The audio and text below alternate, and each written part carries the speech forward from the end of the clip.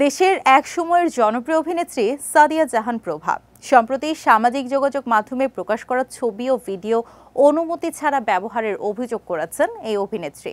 একটি ভিডিও বার্তা দিয়ে তিনি এই অভিযোগ করেন। অন্যদিকে বিবাহ বার্ষিকীর উপহার হিসেবে নিজের বুকে মৃত স্ত্রী অভিনেত্রী শেফালি জারিওয়ালার ট্যাটু আঁকলেন স্বামী পরাগ ত্যাগী। ভিডিওটি প্রকাশ পেয়ে মুহূর্তেই ভাইরাল হয়ে যায়। আমি শুনেছি সেদিন তুমি অনুমতি না নিয়ে বিজ্ঞাপনে ছবি ব্যবহার করায় চটেছেন অভিনেত্রী সাদিয়া জাহান প্রভা। প্রভা জানান, ট্রাভেল ট্রাকার্স নামের একটি এজেন্সি তার ঘুরতে যাওয়া সহ বিভিন্ন ছবি ও ভিডিও তাদের মতো করে বিজ্ঞাপন আকারে প্রচার করছে। এই প্রতিষ্ঠানের সঙ্গে কোনোভাবেই যুক্ত নন তিনি।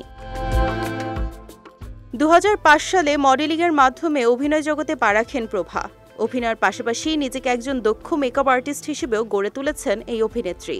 নিউ ইয়র্কের দ্য মেকআপ একাডেমি থেকে প্রশিক্ষণ নিয়েছেন তিনি।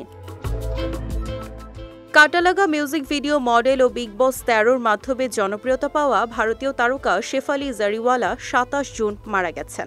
এবার প্রয়াত স্ত্রী শেফালিকে স্মরণে আবেগঘন পদক্ষেপ নেন পরাগ।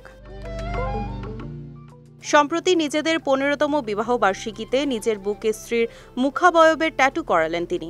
সেই আবেগঘন ভিডিও তিনি শেয়ার করেছেন ইনস্টাগ্রামে, যা ইতোমধ্যেই ভক্তদের মধ্যে আলোচনার জন্ম দিয়েছে।